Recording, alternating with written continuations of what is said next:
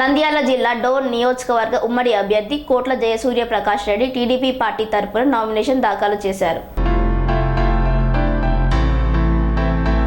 నంద్యాల జిల్లా డోన్ నియోజకవర్గ ఉమ్మడి అభ్యర్థి కోట్ల జయసూర్య ప్రకాష్ రెడ్డి టీడీపీ తరపున నామినేషన్ దాఖలు చేశారు. ఈ సందర్భంగా జనసేన, బీజేపీ, టీడీపీ కార్యకర్తలు కూటమి ప్రభుత్వం అధికారంలోకి వచ్చిన వెంటనే మంత్రి అక్రమాలపై చర్యలు చేపడతామని అల్లా మోహన్ రెడ్డి అన్నారు. నంద్యాల జిల్లా డోన్ నియోజకవర్గం నుండి శ్రీ కోట్ల విజయభాస్కర్ రెడ్డి గారి కుమార్తె శుభ సందర్భమున ఆవులొడ్డి గ్రామం అయినట్టు నేను జనసేన పార్టీ తరపున మరియు బీజేపీ పార్టీ తరపున తెలుగుదేశం పార్టీ తరపున ఉమ్మడి అభ్యర్థిగా శ్రీ జయసూర్య ప్రకాష్ రెడ్డి గెలిపించడానికి మా సహాయక శక్తుల కృషి చేస్తున్నాము. ఆల్రెడీ గెలిచినాడు, ఇంకా గెలుపు సంబరాలు చేసుకుంటున్నాం. కాకపోతే ఇంకా అత్యధిక మెజార్టీతో గెలిపించాలనే ఉద్దేశంతో మేము ఉన్నాము. అదేవిధంగా ఈ జగన్ ప్రభుత్వము రైతులను విస్మరించింది.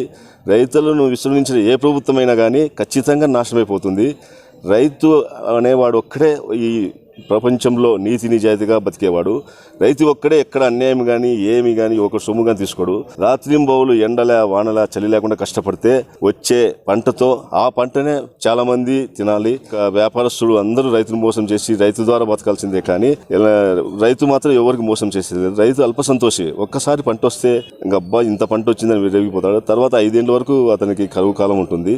ఈ కరువు టైంలో రైతులను ఆదుకున్న ప్రభుత్వము కొద్దిగా అంతో ఇంతో అంటే తెలుగుదేశం ప్రభుత్వమే. తెలుగుదేశం ప్రభుత్వంలో డ్రిప్ ఇరిగేషన్ కానీ, సబ్సిడీలు కానీ, విత్తనంలో సప్లై చేయడంలో కానీ, అదేవిధంగా పైప్ లైన్లు వేయడంలో కానీ, కొన్ని బోర్డులు వేయించడంలో కానీ చంద్రబాబు నాయుడు చేసినంత జగన్ ప్రభుత్వం చేయలేదు. జగన్ ఊరికే పేరుకే చెప్పాడే కానీ ఎక్కడ రైతు వ్యతిరేకి, రైతుకి ఎలాంటి ఉపయోగాలు చేయలేదు. ఇలాంటి డ్రిప్ ఇరిగేషన్లు కానీ ఇంకా ఇలాంటివి ఏం రాలేదు. కాబట్టి మళ్ళీ తెలుగుదేశం గవర్నమెంట్ వచ్చిన రైతులకు కొంత లబ్ధి జరుగుతుంది. అలాగే కోట్ల సూర్యప్రకాష్ రెడ్డి గారు కూడా ఒక రైతు కుటుంబం నుంచి వచ్చినవాడు. రైతు కుటుంబం నుంచి వచ్చినవాడు కాబట్టి రైతు సమస్యలు అనేది ఆయనకు తెలుసు. కాబట్టి రైతు సమస్యల గురించి ఆయన ఖచ్చితంగా కాలువలు తొలగించడం కానీ, ఒక డ్రిప్ ఇరిగేషన్ కానీ, ఇంకా రైతుకు సంబంధించిన ఏ పరికరాలు కానీ ఇప్పించడానికి చేయడానికి ఆయన తగిన కృషి చేస్తాడో ఆ నమ్మకం మాకుంది. కాబట్టి రైతు సమస్యను పట్టించుకొని ఏ ప్రభుత్వమైనా సరే కూకటి వేలతో కూల్చివేయబడుతుంది. అది తెలుసుకోక జగన్ చాలా విరవీగిపోయినాడు. జగన్ చేసే మోసాలు, జగన్ చేసే ప్రతి ఒక్కటి ప్రజలకందరికీ తెలుసు. ఆయన ఏమనుకుంటారంటే నేను ఏం చెప్తే అమ్ముతారు ప్రజలు, నేను ఏం చేస్తే చేస్తారనే విధంగా ఒంటిపోగొడుతూ పోతున్నాడు. కానీ వాళ్ళ చిన్నాయన చంపింది ఎవరు అనేది ఆయనకు తెలుసు, చంపించింది కూడా తెలుసు. కానీ 5 ఏళ్ళ వరకు దాటేస్తూ ఇదే విధంగా చేసుకుంటూ మళ్ళీ దాన్ని నేనేం చేయలేదు అంతా అని చెప్తుంటాడు. వాళ్ళ అక్క చెల్లెళ్ళు అడిగిన ప్రశ్నలకు జవాబు చెప్తే చాలా. ఆయన అసలు మనసున్నవాడైతే, ఒక మనిషి అయితే వాళ్ళ అక్క చెల్లెళ్ళని అడిగిన మాటలకు కరెక్ట్గా జవాబులు చెప్పమని చాలు. కోడికత్తి డ్రామా ఆడినాడు, అది అప్పుడు ప్రజలు నమ్మినారు. ఈసారి మళ్ళీ రాయి డ్రామా ఆడుతున్నాడు కొత్తగా. ఈ రాయి డ్రామా మనము పల్లెల్లో అయితే దానికి ఊరికే పసుపు పట్టించుకొని తిరుగుతామంతే. దాన్ని ఒక భూతత్వంలో చూపిస్తూ అటెంప్ట్ మర్డర్ కేసు పెట్టి పిల్లల భవిష్యత్తును నాశనం చేస్తున్నాడు. మళ్ళీ వాళ్ళ 5 ఏళ్ళ వరకు వాళ్ళకి వేలు రాకుండా చేసి చేయాలని చూస్తున్నాడు. అదేవిధంగా ఆయన ఎమ్మడి ఉన్న మంత్రి వెల్లంపల్లి శ్రీనివాసరావు, అతను కన్నుకు అతను పెట్టుకొని బ్యాండేజ్ పెట్టుకొని అతను ఏదో జరిగినట్టు చూపించుకుంటాడు. కానీ మీ డ్రామాలన్నీ ప్రజలకందరికీ తెలుసు. వీడు ఎన్ని డ్రామాలన్నా రేపొద్దున ఇంకొకరిని మళ్ళీ చంపుతారు ఓట్ల కోసం. ఎవరిని చంపుతారో ఏమో తెలియదు. ఆ చంపే వాళ్ళు ఆల్రెడీ పరారైపోయినారు. ఇంకా ప్రజలు నమ్మే స్థితిలో లేరు. ఈసారి నిజంగా జరిగిన కూడా నమ్మరు. నీకు నాయన వచ్చే పులి సామెతలాగా ఉంది మీ పరిస్థితి. కాబట్టి ఈసారి వచ్చేది జనసేన, టీడీపీ, బీజేపీ ఉమ్మడి ప్రభుత్వం భారీ మెజార్టీతో గెలుస్తుంది. సూర్యప్రకాష్ రెడ్డి గారు మళ్ళీ డిప్యూటీ సీఎం అవుతారు. మా రైతుల సమస్యలు పట్టించుకుంటే ఒక రైతు బాంధవుడు మాకు మళ్ళా మంత్రి అయితే మా సమస్యలను తీరుతాయనే ఉద్దేశంతో ఈ జనసేన పార్టీ తరఫున సంపూర్ణ మద్దతు ప్రకటిస్తున్నాము. కూటమి ప్రభుత్వం వస్తే అవినీతి పెరిగిపోతుందని అంటున్నారు మంత్రి గారు. కూటమి ప్రభుత్వం వస్తే అవినీతి పెరుగుతుందని మంత్రి గారు చెప్తున్నారు కదా. అదే మంత్రి గారు ఎంత నిజాయితీగా ఉన్నాడనేది ఆయన మనస్సాక్షిగా చెప్పండి. ఇప్పుడు చేసిన కాంట్రాక్టులన్నీ నీతి నిజాయితీగా చేసినాడా? ఏ ఒక్కరన్నా ఆయన అనుచరులకు సబ్ కాంట్రాక్టులు ఇచ్చినాడా? ఏది ప్రతిదీ ఇసుక అయినదే, కంకర అయినదే, సిమెంట్ అయినదే, వెహికల్స్ అయినవే, కాంట్రాక్టు బినామీ పేర్లు అయినవే, మొత్తం చేసింది ఆయన్నే.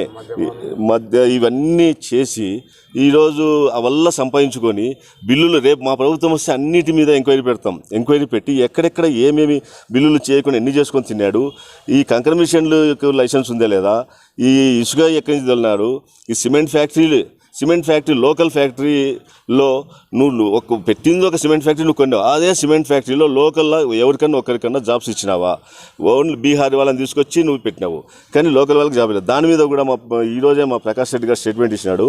మన ప్రభుత్వం వస్తేనే ఈ సిమెంట్ ఫ్యాక్టరీని తెలిపి దాంట్లో మన లోకల్ వాళ్ళకు ఉద్యోగాలు ఇప్పించే బాధ్యత నేను తీసుకుంటానని చెప్పినాడు. కాబట్టి ఇట్లాంటి కళ్ళబొల్లి మాటలు పిట్టకథలు చెప్తే నమ్మే కళలో ప్రజలు పోయినారు. ప్రజలకు పార్టీ మారిన వాళ్ళకి రిటర్న్ గిఫ్ట్ ఇస్తానని చెప్పి మన బహిరంగంగా అన్నాడు. ఇది ఏ విధంగా ఇవ్వచ్చు అంటారు రిటర్న్ గిఫ్ట్? అంటే రిటర్న్ గిఫ్ట్ అంటే వాళ్ళ ఆర్థిక మూలాలు దెబ్బతీయడము, వాళ్ళని పోలీసులు కేసులో పెట్టి ఇరికియడము, ఇలాంటివి చేసినాడు. ఆల్రెడీ చేసినాడు, అన్నీ అయిపోయినాయి. మళ్ళా అదే పద్ధతిలో పోతానని ఆయన అనుకుంటున్నాడు. కానీ ఇంకా ఇదేమన్నా బ్రిటిష్ ప్రభుత్వమా? ఒక 200 ఏళ్ళు పరిపాలిస్తాం మేము, మళ్ళీ మేమే ఉంటామనడానికి. ఇది ప్రజాప్రభుత్వము, 5 ఏళ్ల కోసం మారుతూ ఉంటుంది. ఇప్పుడు మీకు కాలం టైం దగ్గరికి వచ్చింది. మీరు ఎంత విరిగిపోయినారో రేపు పొద్దున ఇదే మీకు సేమ్ రిపీట్ అవుతుంది. మీరు కూడా రేపు అదే విధంగా లోపలికి పోవాల్సి వస్తుంది. మీ మీద కూడా ఇదే కేసులు ఇదే విధంగా మీరు రూట్ చూపిస్తున్నారు. అదే దారిలో మేము పోవాల్సి వస్తుంది. ఆంధ్రప్రదేశ్ రాజధాని కూడా లేదు. త్వరలో పర్యటన అన్నారు పవన్ కళ్యాణ్, ఎప్పుడు ఉంటున్నాను? పర్యటన వచ్చేసి 29వ తేదీ అఫీషియల్ ఇంకా డేట్ ఫిక్స్ చేయలేదు. దానికి ఈ